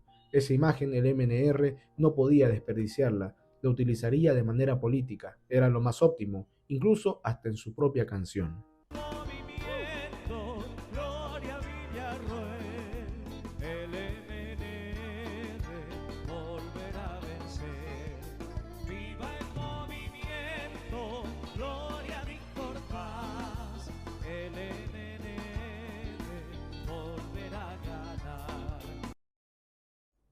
Paz Estenssoro nunca perdonó a Alfonso Finot. Cuando el MNR asume el poder, Finot es exiliado y solo pudo retornar al país en 1961 cuando su madre se encontraba enferma. Así murió Villarroel, solo, abandonado, traicionado y a merced de una turba que no quería otra cosa que su cabeza. Triste destino para un hombre secuestrado por su entorno. Siles se mantiene oculto en su domicilio. Era consciente que muchas personas sabían de sus pleitos con los radepas y ciertos MNRistas. Sin embargo, tomar el riesgo de ser colgado en el farol no era algo del agrado de nadie. Siles luego partiría al exilio en Buenos Aires, Argentina. Partiría temporalmente al exilio junto con su esposa y 2 hijas. María Teresa Ormachea de Siles no era una mujer política como la suegra, Isabel Zuazo. Sin embargo, supo acompañar a su esposo en todas las peripecias, exilios y carencias que corresponde a la vida de un político perseguido como lo era Siles. Iniciaría de esta manera una etapa difícil para los MNRistas. Iniciaría el conocido sexenio, los 6 años que corren de 1946 a 1952, en los cuales Siles alternaría entre los exilios, conspiraciones y los ingresos al país. Siles era parte del MNR de la Resistencia que aguantó los avatares del sexenio mayormente en territorio nacional. En Bolivia, en Cabildo Abierto, se designa al jurisconsulto Tomás Monge Gutiérrez como presidente de la República. Se convoca a elecciones en donde contendrían Luis Fernando Huachaya y Enrique Herzog. Por escasos votos, Herzog aventaja a Huachaya y este acepta la derrota en el Congreso. En enero de 1948 se suscita la Cuarta Convención Nacional del MNR, en donde por órdenes de Paz Estenssoro, líder del partido en el exilio, se expulsa a todos aquellos críticos de Gualberto Villarroel, a todos aquellos críticos a la alianza del MNR-Radepa. Es una purga de Paz Estenssoro en el partido. Caen Víctor Artieda, Benjamín Oviedo, Alfonso Finot y el amigo cercano de Hernán. Cae Rafael Otazo. Son expulsados del MNR. Siles queda como subjefe del partido. ¿Por qué no se expulsa a Siles siendo él crítico de la alianza con Radepa? Siles, tras la caída de Villarroel, en lugar de buscar las discusiones ideológicas sobre si fue un error o no la alianza con Radepa, buscó aunar y unir a los distintos sectores. Siles sería el único de los MNRistas que asistió al juicio realizado en el Juzgado Primero de Partido en lo Penal del Departamento de La Paz al ser sospechoso por los fusilamientos de Chuspipata. Fue el único que dio la cara, defendiendo su inocencia. Finalmente son sobreseídos y declarados inocentes. Tras este juicio, Siles partiría al exilio nuevamente, esta vez a Chile, donde compartiría habitación con Óscar Únsuga de la Vega, líder de la Falange Socialista Boliviana. En aquel exilio compartiría conversaciones, lecturas y cigarrillos. Posteriormente se darían cuenta que había mucha más cercanía ideológica entre el MNR y la Falange que entre la Falange y el PIR. Por ende, en diversas ocasiones conspirarían juntos, Siles y Únsuga, amigos que tendrían un brutal destino político años más tarde. Siles durante el exilio se desempeñó incluso como periodista de la United Press en Lima, Perú. Siles sería uno de los que más tiempo estaría en Bolivia durante este sexenio. Ingresaba y salía repetidamente del país y de forma clandestina conspiraba contra el gobierno de Herzog. Muchas veces sería socorrido por su tío Genaro Siles y por su madre Isabel Zuazo, los cuales siempre lo protegían en sus andanzas políticas. El 1 de mayo de 1949, el gobierno de Herzog convoca a elecciones parlamentarias en donde el MNR saca 11 diputados, entre ellos Hernán Siles Zuazo. Estas elecciones significan el retorno del MNR a la política formal. El MNR convoca una manifestación a puertas de Palacio Quemado, la cual es respondida con el uso de la fuerza. Siles se enfrenta a los policías y es tirado al suelo. Cuando vuelve a levantarse, sus compañeros lo contienen. Estos enfrentamientos provocaron el desafuero de Siles. Cuando el 6 de agosto, en la toma de posesión de los parlamentarios, Siles se presentó al Congreso, fue expulsado y luego exiliado al Perú.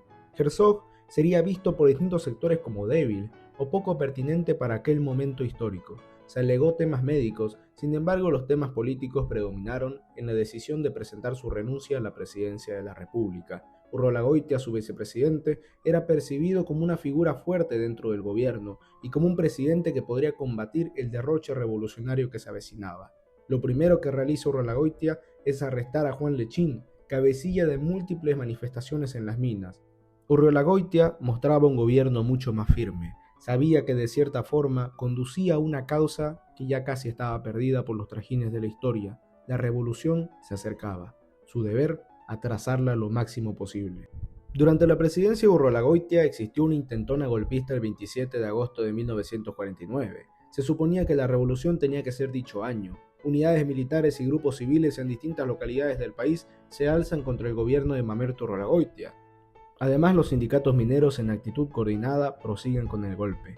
Ya anteriormente había existido un golpe fallido coordinado desde La Quiaca. Esta era la segunda intentona. El presidente decreta estado de sitio y moviliza a distintos sectores del ejército. Es oficialmente el inicio de la Guerra Civil de 1949.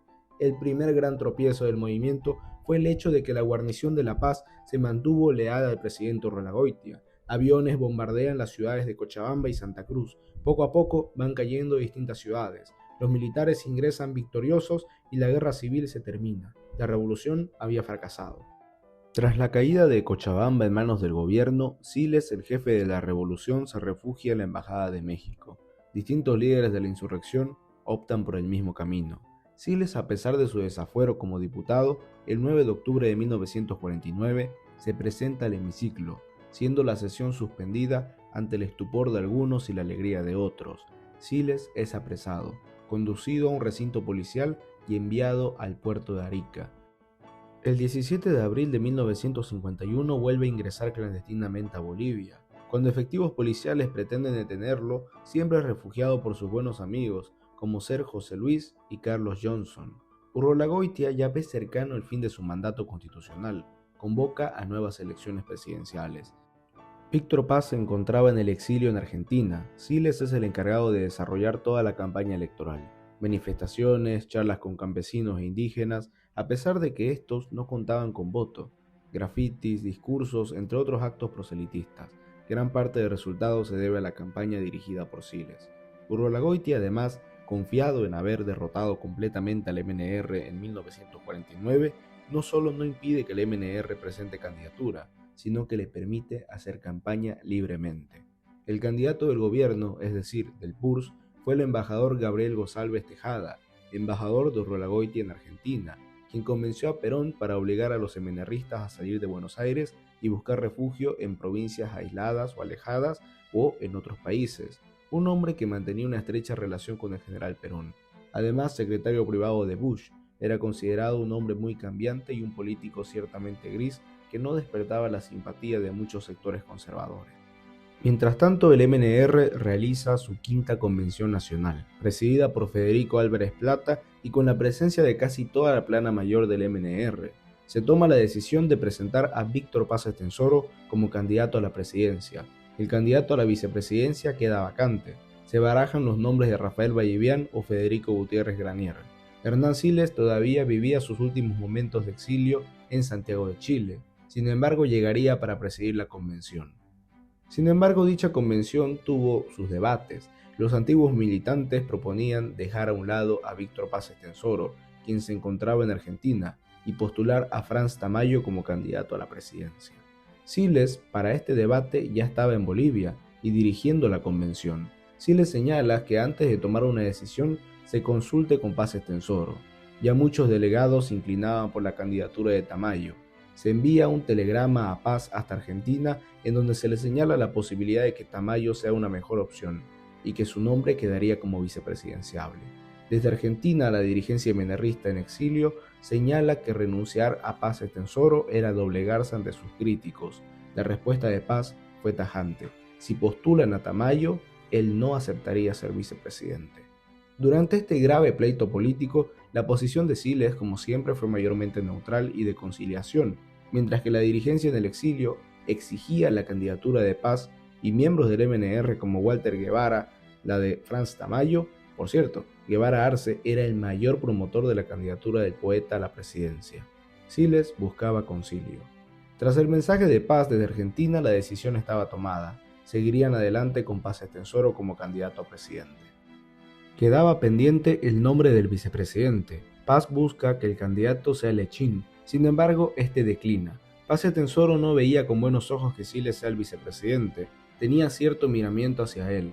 Temía que su popularidad al estar presente en el país sea superior a la suya propia. Sin embargo, finalmente en la convención el partido decide: el binomio Paz-Siles. Uno de los aspectos que más jugó a favor del MNR fue el hecho de que el gobierno impedía constantemente la llegada de Paz Estenssoro a Bolivia. Esto generaba un sentimiento de injusticia hacia dicho candidato, que derivaba en empatía y en voto. La madre de Siles presenta un habeas corpus que es aceptado por el juez. De esta manera, Siles, candidato a la vicepresidencia, puede transitar libremente en base a su derecho no solo como candidato, sino como diputado nacional. Las presiones no cesarían. Urrelagoitia ordena el arresto y en algunos casos la deportación de distintos dirigentes MNRistas, como Eduardo Arce Quiroga, José Felman Velarde y Mario Sanginés Uriarte, entre otros. Es así que un grupo de esposas e hijos de exiliados dirigidos por Lydia Gayler encabezan una huelga de hambre. Finalmente la presión da frutos. La misma primera dama, Jimena Hernández de Urrelagoitia, pide la libertad de los presos y el retorno de los exiliados MNRistas. Esto sucede el 27 de abril, a días de las elecciones. Los resultados sorprenden hasta el mismísimo Siles. El MNR ganó. El binomio Paz-Siles obtiene 54.039 votos, mientras que González, el oficialista PURS, tiene 36.436 votos. El MNR 42.92% y el PURS 32.02%. Oficialmente, Víctor Paz, presidente electo. El MNR gana en Santa Cruz, Cochabamba, Oruro, Potosí y La Paz, mientras que el oficialismo gana en Tarija, Chuquisaca, Beni y Pando. Paz no tenía mayoría congresal, sin embargo por la diferencia era presidente electo. Anticipando sus futuras acciones, el presidente Urrelagoitia ya el 7 de mayo dice: si el candidato del MNR, el doctor Víctor Paz Estenssoro, ha de alcanzar la mayoría absoluta de los sufragios, cumpliré el deber de entregarle el mando el 6 de agosto próximo. Urrelagoitia, desconcertado frente a este triunfo, no ve otra salida que el autogolpe. Le entrega el poder a una junta militar presidida por el general Hugo Vallivian Rojas y sale del país rumbo a Chile. Se consolida el autogolpe, el mamertazo. Los militares vuelven al poder. Siles lanza una proclama: no reconocen a la junta militar y llaman al alzamiento armado. La lucha contra la junta militar podrá durar una semana o un año, pero al final venceremos. Vallivian desea entregar el poder en elecciones lo más rápido posible. La inminencia revolucionaria era indiscutible. La legitimidad estaba con el MNR y distintos partidos políticos estaban en decadencia. El PURS, el PIR, entre otros, no encontraban eco dentro de una sociedad ya cansada e incluso decepcionada tras el mamertazo. Era el fin de un ciclo político en Bolivia. El nuevo gobierno anula las pasadas elecciones y anuncia la convocatoria a unas nuevas. El MNR queda consternado, pero se mantiene en pie de lucha y conspiración. Paz señalaba que ingresaría nuevamente al país y que el derecho lo amparaba al ser el legítimo presidente electo. Mientras que en las universidades los delegados del MNR ganaban y anunciaban marchas por la democracia. El 29 de diciembre, un grupo de oficiales encabezados por el coronel Paz Soldán exige elecciones. Esa misma jornada, Siles, reunido en la casa de Álvaro Pérez del Castillo en Miraflores, es apresado y permanece en celdas por 9 horas. El ministro del Interior, general Antonio Seleme Vargas, dirige una contraorden para liberar a Siles. Antonio Seleme es un nombre muy importante para el desenlace de esta historia. Siles era el presidente del Comité Revolucionario y en ese sentido agotó esfuerzos a fin de consolidar la caída de Ballivián, un gobierno débil, las Fuerzas Armadas divididas con militares como Antonio Seleme, ministro del Interior, conspirando junto al MNR. Al momento histórico era propicio para la revolución, y Siles lo sabía. Seleme deseaba ser presidente, formar una junta de gobierno revolucionaria con la presencia del MNR y Falange Socialista Boliviana. Seleme tenía cierto miramiento porque había recibido la promesa del presidente Ballivián de ser candidato en las próximas elecciones. Sin embargo, veía cómo el ministro de Trabajo, el coronel Sergio Sánchez, hacía campaña abierta para promocionarse como presidenciable. Los periódicos oficiales lo mostraban cercano a los trabajadores e incluso lo apodaban Peroncito, en clara alusión a ser un Juan Domingo Perón boliviano. Seleme se sintió traicionado. Seleme combatió por Urrolagoitia y era cercano colaborador de Ballivián. Sin embargo, tenía una ambición clara: ser presidente de Bolivia. Lechín lo adhiere al Comité Revolucionario y Siles lo acepta a regañadientes. Ve con desconfianza la adhesión de un traidor. Luego Siles diría, con tal de cruzar el río, aunque sea con el diablo. Curiosamente y oportunamente en este momento, Siles dejaría a un lado sus principios antimilitares. Seleme juraba lealtad al MNR, en secreto, mientras en público juraba su lealtad al presidente Ballivián, padrino de 2 de sus hijos. Incluso duerme en el Palacio de Gobierno para garantizar la seguridad del presidente. Cuando Ballivián lo cuestiona, responde con un clásico: ¿cómo pues, hermanito, crees que te voy a traicionar? A inicios de abril, el presidente Ballivián comienza a descartar la tesis de elecciones como una salida y comienza a coquetear con la idea de mantenerse en el cargo. Los generales Seleme y Torres Ortiz son los que se oponen. En un primer momento, Torres Ortiz estaba con los revolucionarios. Sin embargo, Falange, que a su vez conspiraba, termina dándose de baja de la revolución debido a problemas relacionados a la repartición del gabinete. Arrastran consigo a Torres Ortiz. La fecha fijada para la revolución, 12 de abril de 1952. Altas horas de la noche del 8 de abril de 1952 es cuando Siles convoca a una reunión en la casa de Raúl Canedo Reyes, cerca de la Plaza Isabel la Católica. Allí Seleme le informa que los hechos se tienen que precipitar y adelantar, puesto que el presidente está resuelto a destituirlo del cargo de ministro del Interior, hecho que podía echar por tierra gran parte del plan subversivo. Deciden realizar la revolución en la madrugada del 9 de abril. Seleme comienza a movilizar carabineros, provee armas a los grupos civiles. El subjefe de la policía, Donato Milán, captura a algunos rebeldes. Entonces apresona a Seleme y ordena su libertad inmediata. Milán termina acatando las órdenes de su superior y comprendiendo lo que estaba sucediendo. La revolución había comenzado.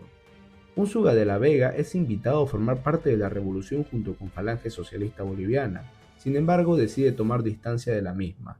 Siles convoca al capitán Israel Telles y a Hugo Peláez Rioja, antiguo compañero del Instituto Americano.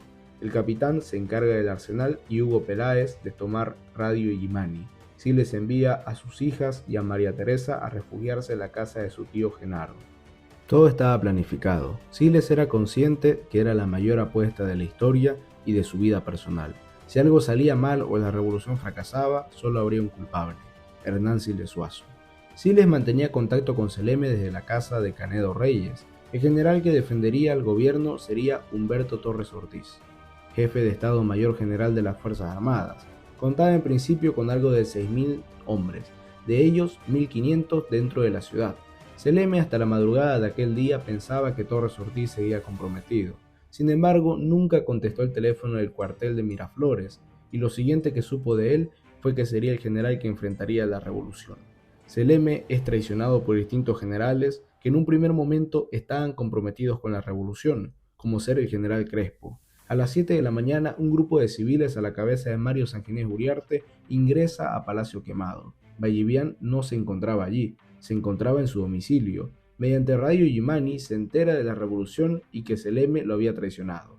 Decide parapetarse en el colegio militar en Iripavi a fin de salvaguardar su integridad ante el riesgo de ser detenido. Para las 8 de la mañana, algunos pensaban que la respuesta gubernamental no había sido suficiente y que la revolución estaba triunfando, cuando de repente llega la noticia de que el regimiento Lanza, situado en Miraflores, decide resistir a la asonada MNRista. Siles señala que había que entablar diálogo con ese regimiento a fin de que se plegue a la revolución. Sin embargo, la comisión compuesta por el capitán Claudio Moreno, Álvaro Pérez del Castillo y Eduardo Aruco Paz fracasó. El régimen seguirá combatiendo a la revolución. Los regimientos 21 de Julio, Ceballos y la Academia de Carabineros eran las que estaban con la revolución. El resto la combatía. La guarnición de La Paz decide ponerse del lado de la resistencia. Torres Ortiz se parapeta en el alto. Ante las muestras de fuerza de Torres Ortiz, Seleme baja la moral. Se recluye en el Ministerio del Interior y ya piensa en el asilo político como una salida. Seleme convoca a Siles Suazo y le dice: todas las guarniciones están en contra nuestra. Yo no deseo una guerra civil, me retiro, y es usted quien asume la responsabilidad por cualquier derrame de sangre que sobrevenga. Siles se queda solo en la dirección de la revolución. A las 10 de la mañana, y haciendo caso a la sugerencia del nuncio apostólico, Siles sostiene una reunión con el ministro de Defensa, Alberto Crespo. Otros 30 oficiales del ejército estarían en dicha reunión. No se llega a ningún acuerdo. El ejército pedía a Siles la rendición absoluta para que no sean aplastados, mientras Siles pedía que se reconozca el triunfo de la revolución y un gobierno presidido por Paz Estenssoro. Mientras tanto, grupos civiles comandados por Lechín toman el arsenal de la Plaza Antofagasta y el polvorín de Caiconi. Los civiles estaban bien armados. Lechín se mantuvo en pie de lucha, mientras Siles era un factor mucho más político, y Paz se encontraba en Buenos Aires. Los civiles armados de Lechín ingresan a Plaza Murillo y allí esperan órdenes o información respecto a la situación política interna y militar del gobierno. Es entonces que a las 11 de la mañana aparece Siles, limitándose a decir una extraña frase: volveremos, venceremos y perdonaremos. Luego se marcha en un taxi hacia Sopocachi.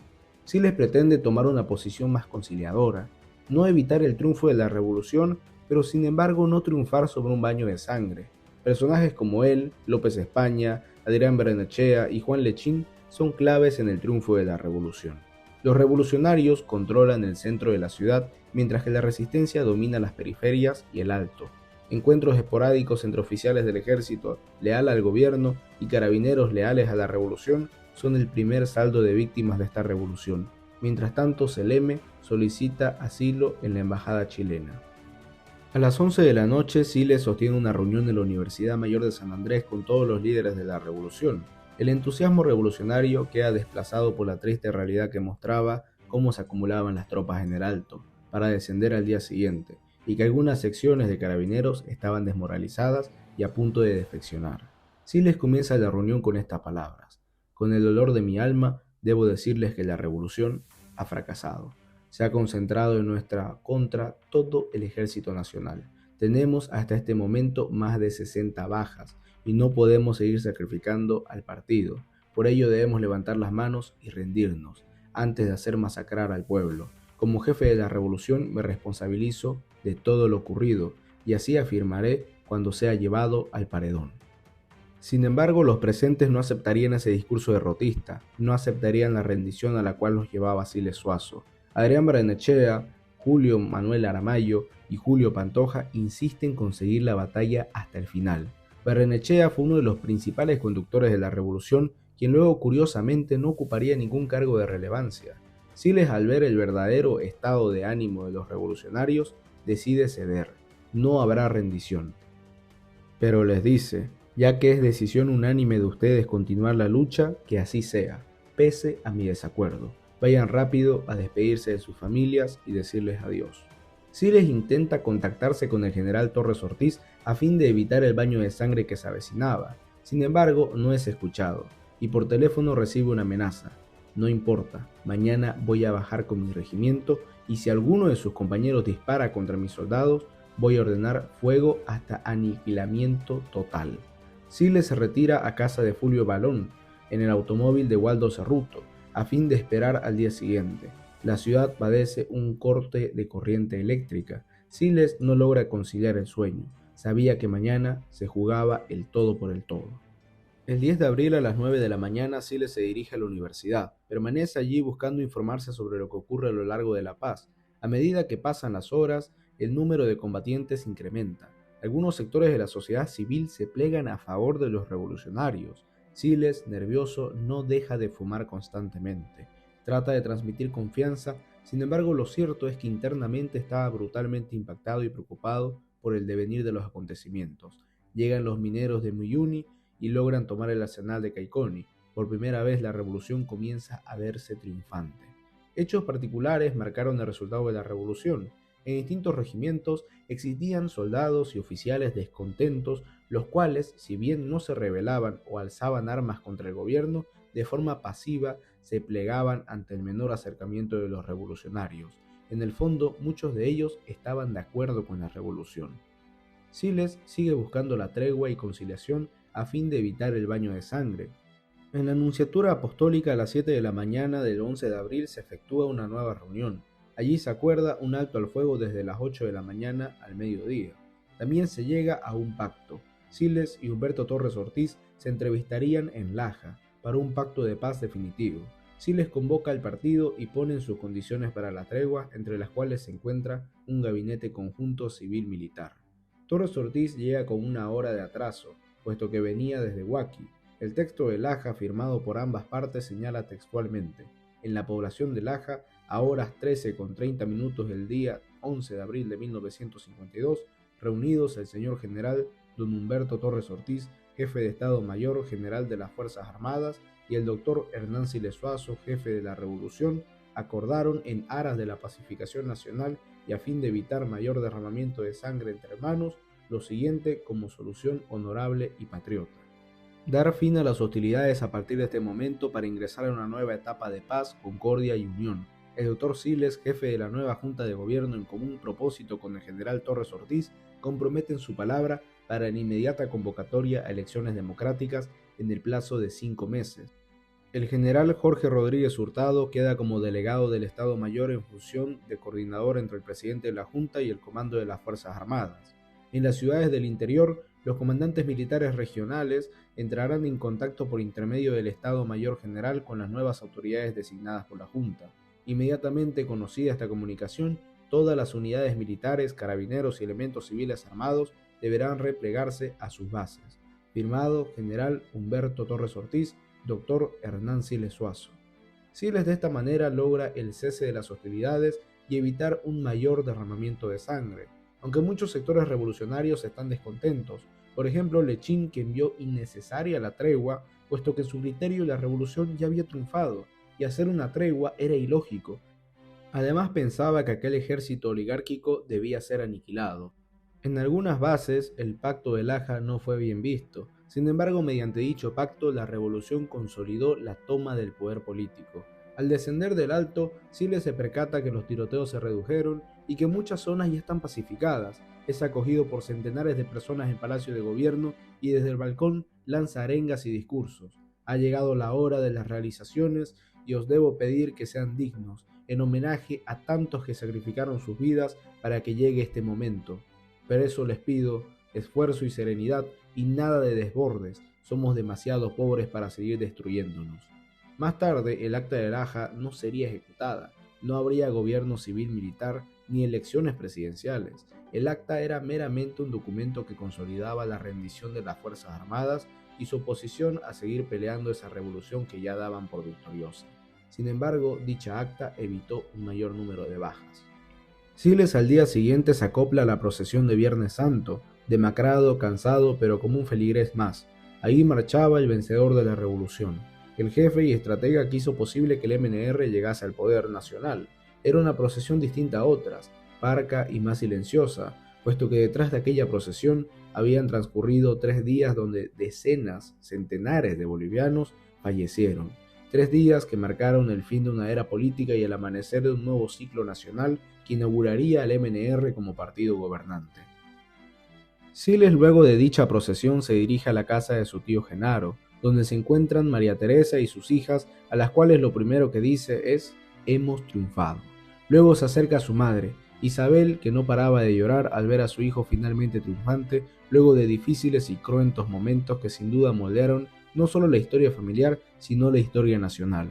Algo que no sabía Siles era que durante aquellos días una bomba cayó en el techo de la casa y que toda su familia tuvo que refugiarse en el sótano por días, representando un fuerte trauma para todos.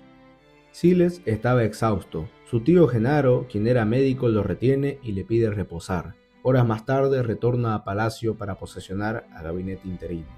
Seleme sale de su refugio en la embajada. Acompañado por dos de sus guardaespaldas, logra ingresar al Palacio Presidencial.